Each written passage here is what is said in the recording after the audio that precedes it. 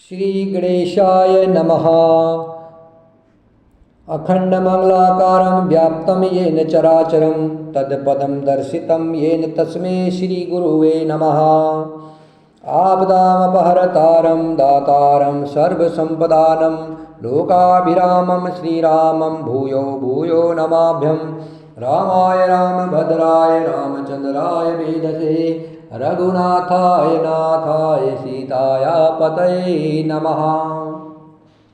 नीलाम्बुजश्यामलकोमलागं सीतासमारोपितवामभागं पाणो महासायकचारुचापं नमामि रामं रघुवंशनाथं।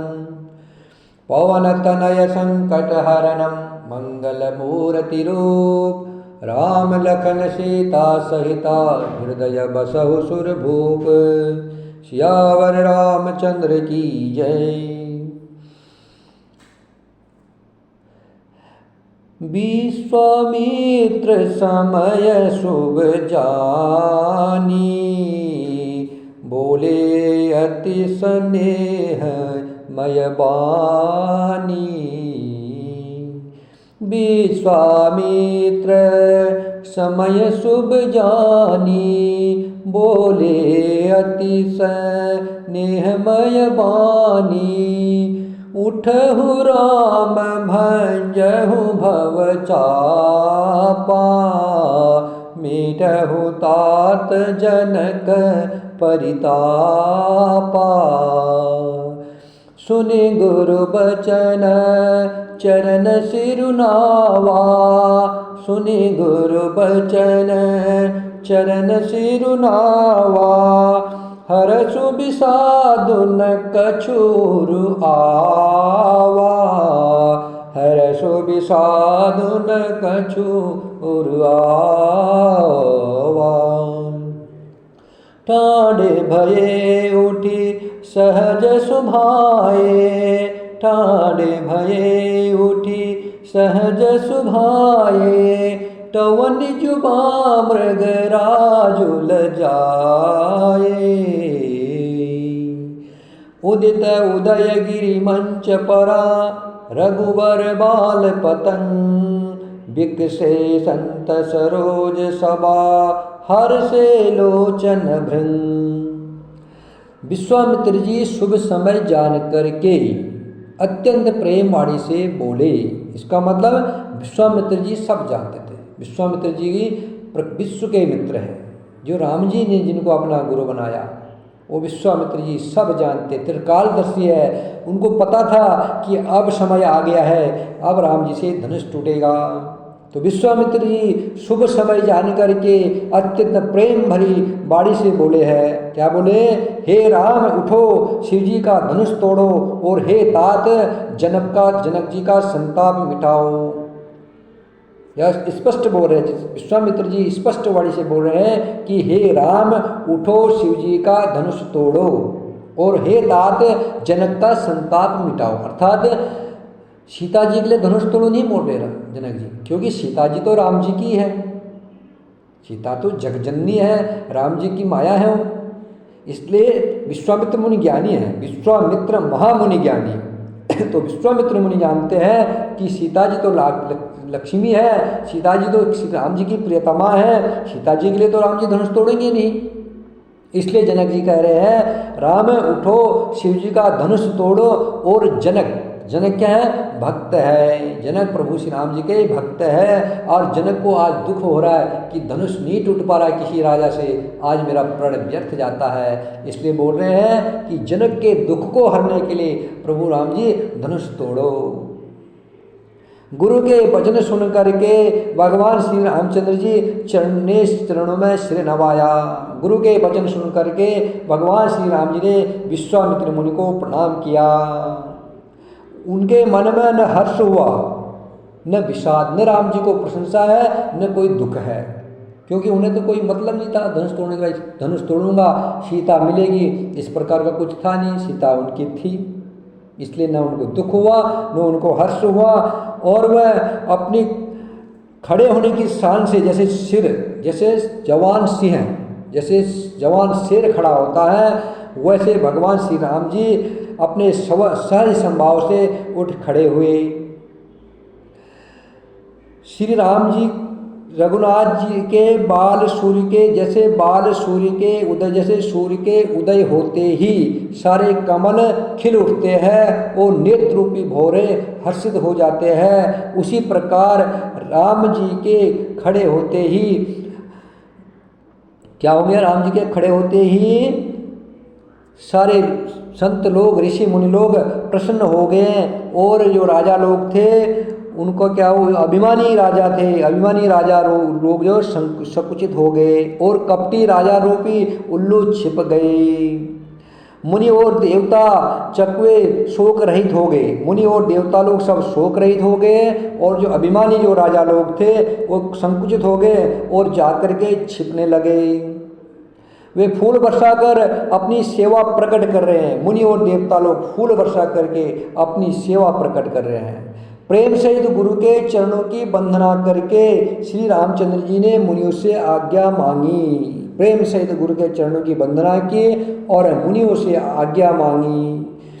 सहज चले सकल जग स्वामी, सहज ही चले सकल जग स्वामी, मत मंजुबर कुंजर गामी। चलत राम सब पुर नर नारी, पुलक पूरी तन भये सुकारी। समस्त जगत के स्वामी भगवान श्री रामचंद्र जी समस्त जगत के स्वामी है और समस्त जगत के स्वामी भगवान श्री राम जी सुंदर मत वाले श्रेष्ठ हाथी की चाल से स्वाभाविक चले हैं। राम जी कैसे जा रहे हैं? हाथी की चाल से जा रहे हैं। इसका मतलब हाथी की चाल मीन्स हाथी विशाल होता है और उसकी आंखें क्या होती हैं? छोटी होती है। और हाथी अपनी मस्त चाल में चलता है, उसको ये परवाह नहीं होती कि ये कोई कुत्ता भूखे मैं भागूँ ना। हाथी चलता है, कुत्ते भूखते रहते हैं, हाथी को कोई परवाह नहीं पड़ते, क्योंकि कुत्ता और हाथी का कुछ बिगाड़ नहीं सकते, हाथी का कोई कुछ बिगाड़ नहीं सकता है। इसलिए हाथी अपनी चाल में चलता है और हाथी की छोटी आंखें होती है, हाथी को हर चीज़ बड़ी दिखाई देती है। इसका मतलब छोटी आंखों से बड़ी चीज़ देखो, ठीक है। मतलब विनम्र होकर के, झुक करके, आराम से, सहज होकर के उस परम तत्व परमात्मा का दर्शन करना चाहिए, ना कि अहंकार होकर के, सिर ऊपर करके अहंकार से परमात्मा नहीं मिल पाते। इसलिए हाथी की तरह विशाल रहो, हाथी की तरह बड़े रहो, ज्ञानवान बनो, बुद्धिमान बनो, विवेकी बनो, भक्त बनो, लेकिन अभिमान रहित, अभिमान नहीं होना चाहिए, छोटी आंखें होनी चाहिए हाथी की तरह, हर चीज़ बड़ी दिखाई दे। जैसे सब कुछ होते हुए भी मैं कुछ नहीं हूँ, मैं कुछ नहीं हूँ। और सहज चलो, भक्ति मार्ग में सहज चलो, दुनिया कुछ भी बोलने दो, कुछ परवाह नहीं करो और हाथी की तरह चलते रहो। राम जी यहाँ ये कहना चाह रहे हैं कि हे दुनिया वालों, जब तुम मेरे तरफ आओगे तो मुझ में मन लगाओगे तो ये दुनिया तुम्हारे विरोध में खड़ी होगी और तुम मेरी तरह, जैसे मैं आज हाथी की तरह चल रहा हूँ, तुम भी ऐसे ही चलना। कोई तुम्हारा कुछ नहीं कर पाएगा, सब भूखते रह जाएंगे, कोई कुछ नहीं करेगा और तुम मुझको पालोगे। तो श्री राम जी के चलने की इस चाल को देख करके सब जनकपुर के स्त्री पुरुष सुखी हो गए और उनके शरीर रोमांच हो गए हैं। सबने अपने पितरों को और देवताओं को वंदना किया और अपने जो अच्छे कर्म किए होंगे, जो पुण्य किए हुए, उन पुण्य को स्मरण किया। और उन्हें सब लोग गणेश जी से प्रार्थना कर रहे हैं कि हे गणेश जी, हे गोसाई, रामचंद्र जी शिव जी के धनुष को कमल की डंडी की भांति तोड़ डाले, कि राम जी धनुष को कमल के डंडी की तरह तोड़ डाले। अगर हमने कुछ पुण्य किए हैं तो आज हमें हमारे पुण्य का फल प्रदान करो। हे गणेश जी, राम जी कमल की डंडी की तरह धनुष को तोड़ डाले। श्री रामचंद्र जी को वात्सल्य प्रेम के साथ देख करके सखियों को समीप बुलाकर सीता जी की माता स्नेहवश विलाप करती हुई ये वचन बोली। श्री रामचंद्र जी को प्रेम के साथ देख करके और सब सखियों को बुला करके जनक जी की, सीता जी की माता प्रेमवश विलाप करते हुए वचन बोली। क्या बोल रही है कि हे सखी, ये जो हमारे हितु कहलाते हैं, वे सब तमाशा देखने वाले हैं। जो हमारे हितैषी थे वो सब तमाशा देख रहे हैं। कोई गुरु विश्वामित्र जी के पास जाकर के भी नहीं कहता है कि ये राम जी है, ये छोटे बालक है और इनसे धनुष टुटवा रहे हैं, ये अच्छा नहीं है।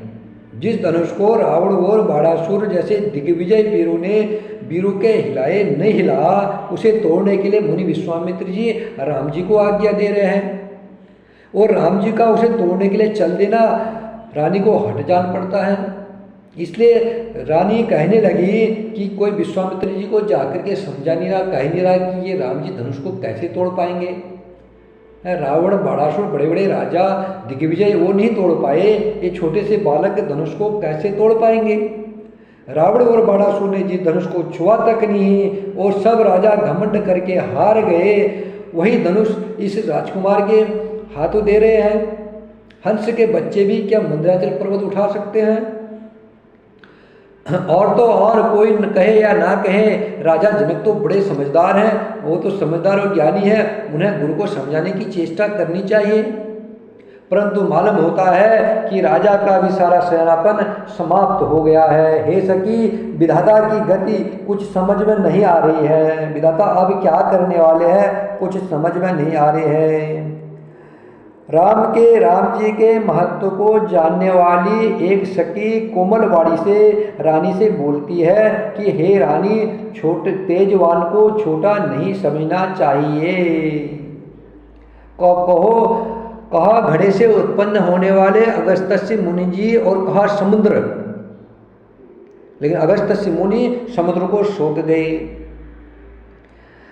सूर्यमंडल सूर्य देखने में कितना छोटे लगते हैं और तीनों लोगों को उजाला प्रदान करते हैं, तीनों लोगों के अंधकार को दूर करने वाले हैं।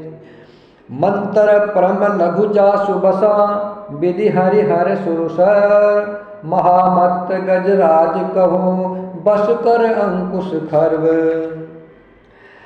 जिसके बस में मंत्र कितना छोटा सा होता है, मंत्र छोटा सा होता है और उसके बस में ब्रह्मा विष्णु शिव और सभी देवता होते हैं। महान मत्त वाला हाथी छोटे से अंकुश में बस में होता है। कामदेव ने फूलों का ही तो धनुष धारण कर रखा है और समस्त लोगों को अपने बस में कर रखा है। हे देवी, ऐसा संदेह, ऐसा जान करके संदेह का त्याग कर दो। हे रानी सुन, रामचंद्र जी ही धनुष को तोड़ेंगे, रामचंद्र जी धनुष को अवश्य ही तोड़ेंगे। सखी के वचन को सुन करके रानी को विश्वास हो गया और उनकी उदासी मिट गई और भगवान श्री राम जी के चरणों में उन्हें प्रेम हो गया। उस समय श्री रामचंद्र जी को देख करके सीता जी भयभीत हृदय से, सीता जी बड़ी दुखी हो रही है और भयभीत होकर के अनेकों प्रकार से देवताओं से विनती कर रही है, जो व्याकुल होकर मन ही मन मना रही है। हे महेश, हे भवानी, हे शंकर जी, हे माँ पार्वती, मुझ पर प्रसन्न होइए। जो मैंने आपकी सेवा की है ना, उसे आप सुफल कर दीजिए। मुझ पर स्नेह करके धनुष का जो भारीपन है उसको हल्का कर देना। गणनायक बरदायक देवा, आजु लगे कि नहु तो सेवा। बार बार बिनती सुनि मोरी, करहु चाप गुरुता अति थोरी।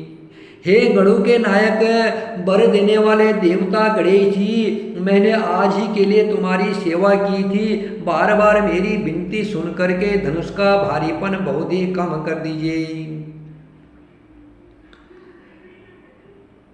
श्री रघुनाथ जी की ओर देख कर सीता जी धीरज धर करके देवताओं को मना रही है। उनके नेत्रों में प्रेम के आंसू बह रहे हैं और शरीर में रोमांच हो रहा है। अच्छी तरह नेत्र भर करके भगवान श्री रामचंद्र जी की शोभा को देख करके, पिता के प्रण का स्मरण करके सीता जी का मन दुखी हो उठता है। अहो, पिताजी ने बड़ा ही कठिन हठ टाना है, उन्हें लाभ हानि कुछ भी नहीं समझ रहे हैं। मंत्री डर गए, इसलिए उन्हें कोई सीख भी नहीं दे रहा है। पंडितों की सभा में यह बड़ा अनुचित हो रहा है। कहा तो बर्ज से बढ़ा बढ़कर कठोर धनुष, और कहा ये कोमल शरीर वाले किशोर श्याम सुंदर। हे विधाता, मैं हृदय में किस तरह धीरज धरूं? सीता जी कह रही हैं कि मैं हृदय में कैसे धीरज धरूं? शीरज के फूल के कण से कहीं हीरा छेदा जा सकता है? सारी सभा की बुद्धि बावली हो गई है, भोली हो गई है। अतः हे शिव जी के धनुष, अब मुझे तुम्हारा ही सहारा है। सबको प्रणाम करके, सबसे विनय प्रार्थना करके लास्ट में अंतिम में सीता जी धनुष की ही वंदना कर रही कि हे धनुष, मैं तुम्हारी पूजा करती थी, रोज तुम्हें उठाती थी, आज तुम ही मेरी सहायता करो। अब धनुष क्या बोला? धनुष बोला सीता जी मैं क्या करूं? सीता बोली कि तुम हल्के हो जाओ। तब धनुष बोल रहा है कि सीता जी अगर मैं हल्का हो जाऊंगा तो राजा लोग कोई बीच से आकर के मुझे उठा लेगा और तोड़ देगा।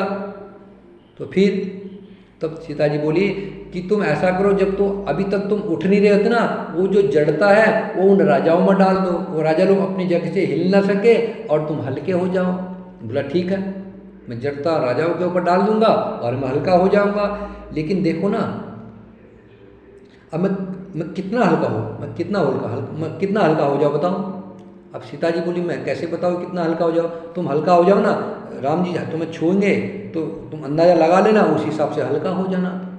धनुष बोले भैया मैं कैसे अंदाज़ा लगाऊँ, किस हिसाब से मैं हल्का हूँ? अगर मैं हल्का हो जाऊँगा और राम जी अगर उनसे फिर भी मैं अगर नहीं उठा तो फिर? तब सीता जी बोली मैं कैसे बताऊँ तुम कितना हल्का हो जाए? जब पुष्प वाटिका में फूल लेने आए थे तो उन्हें फूल की टोकरी पकड़ी थी सिर में, तो उनको पसीना आ रहा था। अब मैं कैसे कहूँ कि आप हल्का हो जाओ? अगर मैं बोलूँगी इतना हल्का हो जाओ, वो नहीं उठा पाए तो इसलिए सीता जी बोली कि जब राम जी तुम्हें छुएंगे ना, उसी हिसाब तुम हल्का हो जाना। धनुष बोला ठीक है। इस प्रकार सीता जी के मन में बड़ा संतोष हुआ और एक एक पल उनको युग युग के समान बीत रहा था।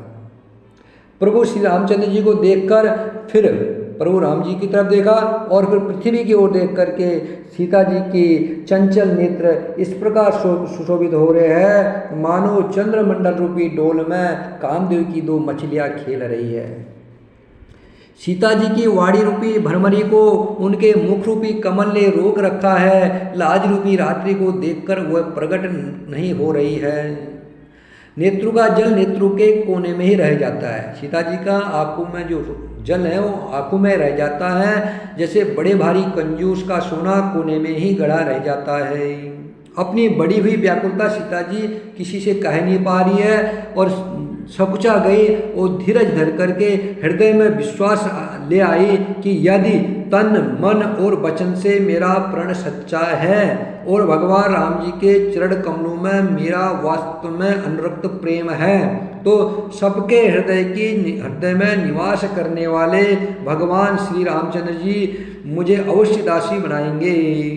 जिसका जिस पर सच्चा स्नेह होता है वह उसे मिलता ही है, इसमें कुछ भी संदेह नहीं है। जेहि के जेहि पर सत्य स्नेहो सो तेहि मिलहि न कछु संदेहो।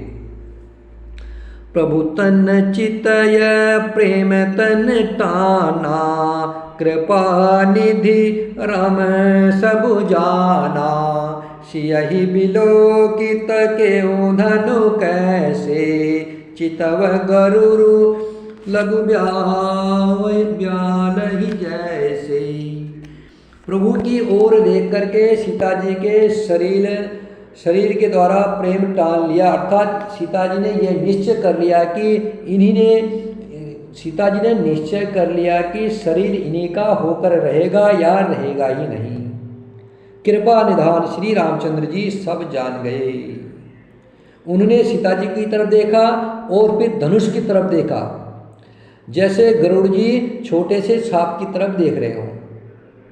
इधर जब लक्ष्मण जी ने देखा, लखन लखेऊ रघुवंश मणि ता केऊ हर को दंड पुलक गात बोले बचना चरण चापी ब्रह्मांड। इधर जब लक्ष्मण जी ने देखा कि अब रघुकुल शिरोमणि श्री रामचंद्र जी शिव जी के धनुष की ओर ताका है तो वह शरीर से पुलकित हो ब्रह्मांड को चरणों से दबा करके निम्नलिखित वचन बोले। लक्ष्मण जी ने ब्रह्मांड को अपने पैरों से दबाया और निम्न क्या वचन बोले, हे दिग्गजो, हे कच्छप, हे शेष, हे बाराह, धीरज धर करके पृथ्वी को थामे रहो जिससे यह हिलने न पाए, क्योंकि अब भगवान श्री रामचंद्र जी शिव जी का धनुष तोड़ना चाह रहे हैं। मेरी आज्ञा सुन करके सब सावधान हो जाओ। श्री रामचंद्र जी जब धनुष के नजदीक जाते हैं तब सभी स्त्री पुरुष देवताओं और पुड़ियों को मना रहे, सब अपने अपने मन में बोल रहे, हे प्रभु जी, जिस देवता की जो जो पूजा करते थे सब आज उन्होंने देवताओं को मना रहे हैं। सबका संदेह और अज्ञान, नीच राजाओं का अभिमान, परशुराम जी के गर्व की गुरुता, देवता और श्रेष्ठ मुनियों का भय, सीता जी का सोच, जनक का पश्चाताप और रानी का दारुण दुख का दवानल, यह सब शिव जी के धनुष रूपी बड़े जहाज को पाकर समाज बनाकर उस पर जा चढ़े हैं। अर्थात जब रामचंद्र जी धनुष को तोड़ेंगे, धनुष को तोड़ते ही सबका संताप दुख सब मिट जाएगा। श्री रामचंद्र जी ने सब लोगों की ओर देखा और चित्र में लिखे हुए से देख करके फिर कृपा धाम श्री रामचंद्र जी ने सीता जी की तरफ देखा और उन्हें विशेष व्याकुल जाना। जब सीता जी को उन्हें बहुत विकल देखा तब राम जी का सीता जी का एक एक क्षण कल्प के समान बीत रहा है। यदि प्यासा आदमी पानी के बिना शरीर छोड़ दे तो उसके मर जाने पर अमृत का तालाब भी मिल जाएगा तो क्या फायदा। सारी खेती सूख जाएगी, उसके बाद बारिश होगी तो फिर उस बारिश का क्या फायदा। समय बीत जाने पर पछताने से कोई लाभ नहीं होता जी। मैं ऐसा समझ करके भगवान रामचंद्र जी ने सीता जी की ओर देखा और उनका विशेष प्रेम देख करके वे पुलकित हो गए। गुरु ही प्रणाम मन ही मन कीना, अति लाघव उठाए धनुलीना। गुरु ही प्रणाम मन ही मन कीना, अति लाघव उठाए धनुलीना। दम के दामिनी जिमि जब लयाओ, पुनि नभ धनु मंडल सम भयाओ। लेत चढ़ावत खेचत गाढ़े, काहुन लखा देख सब ठाढ़े।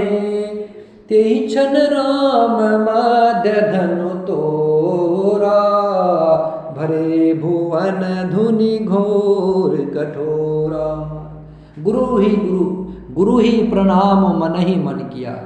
अब सब लोग सोचेंगे कि राम जी तो अभी अभी गुरु विश्वामित्र को प्रणाम करके आए हैं, अभी मन ही मन किसको प्रणाम कर रहे हैं, सामने ही तो प्रणाम करके आए हैं। लेकिन यहाँ राम जी किसको प्रणाम कर रहे हैं, गुरु वशिष्ठ जी को प्रणाम कर रहे हैं। क्यों, वशिष्ठ जी वहाँ मौजूद नहीं है, वशिष्ठ जी अयोध्या में है। यहाँ तो विश्वामित्र मुनि को साक्षात प्रणाम करके आए। जब भी कोई काम करते हो गुरु या परमात्मा को प्रणाम करते हो, अगर वो सामने है तो ठीक है, उनके चरण कमलों प्रणाम करना चाहिए, अगर नहीं है तो मन ही मन प्रणाम करना चाहिए। ये तो यहाँ राम जी ने गुरु ही प्रणाम मन ही मन कीना, राम जी ने मन ही मन गुरु वशिष्ठ जी को प्रणाम किया है और बड़ी फुर्ती से धनुष को उठा लिया। तब धनुष बिजली की तरह चमका और आकाश मंडल जैसा मंडलाकार हो गया। वो कब लिया, कब चढ़ाया और कब खींचा ये कोई देख नहीं पाया। अर्थात ये तीन काम इतनी फुर्ती से हुए कि धनुष को कब उठाया, कब चढ़ाया और कब खींचा इसका किसी को पता नहीं लगा। क्यों, सब जैसे आँख पलक झपक रहे थे, पलक झपकने के टाइम में प्रभु ने पलक पकड़ा, उठाया और चढ़ाया। इस चीज़ को कोई देख नहीं पाया। सबने श्री राम जी को धनुष खींचे हुए खड़े देखा। सबने देखा कि राम जी ने धनुष को खींच करके राम जी खड़े हो रखे। उसी क्षण श्री राम जी ने धनुष को तोड़ बीचों बीच से दौड़ा है। भयंकर कठोर धन से सारे लोग भर गए। भरे भुवन घोर कठोरा, रव रवि बाजी तज मारुग चले। चिक रहि दिग्गज टोल मही अहि कोल कुरुम कल मले। सुर असुर मुनि कर कान दीने, सकल बिकल विचारहि। कोदंड खंडेउ राम तुलसी, जयति बचन उच्चारहि। शंकर चापु जहाजु सागर, रघुबर बाहु बलो। बूढ़ सो सकल समाजु चढ़ा, जो प्रथम ही मोह बस। श्यावर रामचंद्र की जय। घोर कठोर शब्द से सारे लोग भर गए, अर्थात राम जी ने जो धनुष तोड़ा उसका जो शब्द था वो सारे लोगों में सुनाई दिया।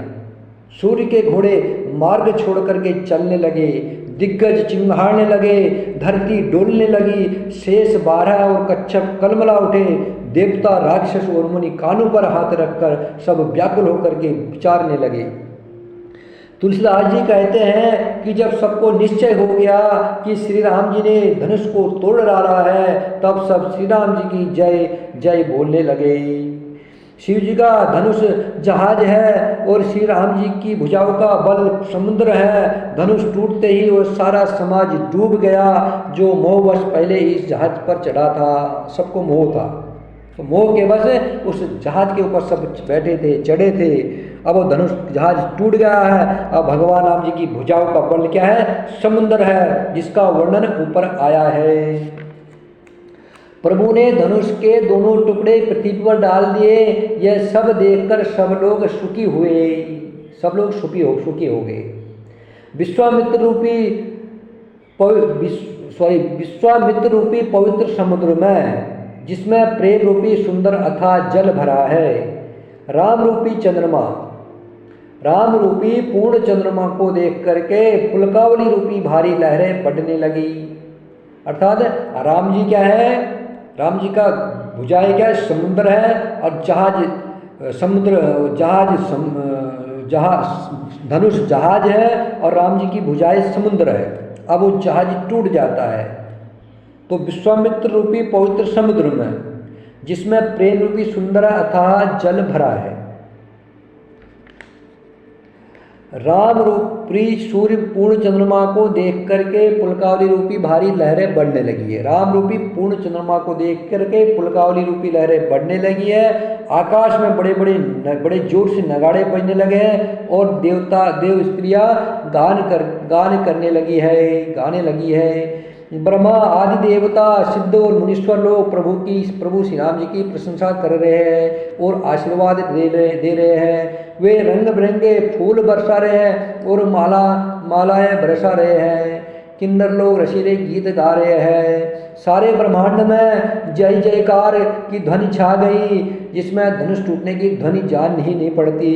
जहाँ तक स्त्री पुरुष प्रसन्न होकर कह रहे हैं कि श्री रामचंद्र जी ने शिव जी के भारी धनुष को तोड़ डाला है। जैसे ही शिव जी का धनुष टूट गया है, सारे ब्रह्मांड में सब लोग सुखी हो गए हैं।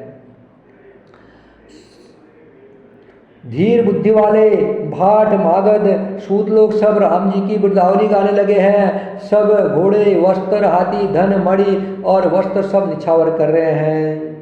हर जगह मंगल गीत हो रहे हैं। सखिया रानियां अत्यंत खुश हो गई है, मानो सूखते हुए धान पर पानी पड़ गया हो। जनक जी ने सोच का त्याग कर सुख प्राप्त किया है। जनक भक्त है, आज जनक जी को परम सुख प्राप्त हो रहा है, मानो तैरते तैरते थके हुए पुरुष ने था पा ली हो। धनुष टूट जाने पर राजा लोग जो थे बैठे थे वो सब श्रीहीन हो गए। जैसे दिन में दीपक की शोभा, जैसे ही दीपक दिन होता है तो दीपक की शोभा नहीं रहती है, दीपक की शोभा रात को होती है, वैसे ही राजा लोग निस्तेज हो गए। सीता जी के सुख का वर्णन तो किया ही नहीं जा सकता। सीता जी के सुख का वर्णन कर पाना असंभव है। श्री राम जी को लक्ष्मण जी किस प्रकार देख रहे हैं? जैसे चंद्रमा को चकोर का बच्चा देख रहा हो। तब सतारन ने आज्ञा दी और सीता जी ने श्री राम जी के पास गमन किया। साथ में सुंदर चतुर्शक्तियां मंगलाचार्य के गीत गा रही हैं। श्री राम जय जय राम, श्री राम जय जय